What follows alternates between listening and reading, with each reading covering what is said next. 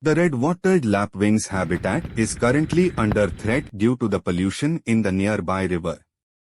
The polluted river has led to a loss of suitable habitats for local wildlife, affecting the red-wattled lapwing. Scarce availability of organisms in the polluted river affects the primary food source of the red-wattled lapwing, leading to food scarcity. Contaminants in the water pose a risk of infections, potentially reducing the reproductive rate of the red-wattled lapwing. Concerns arise about the safety of red-wattled lapwing chicks near the polluted river, hindering their proper development.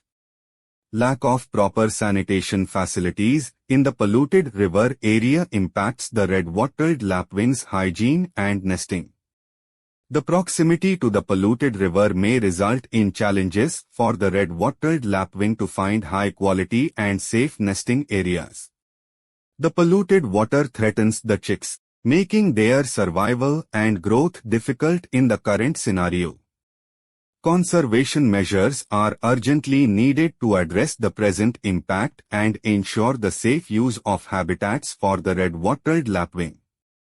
Immediate actions are required to mitigate the ongoing challenges and protect the red-wattled lapwing's habitat from further degradation.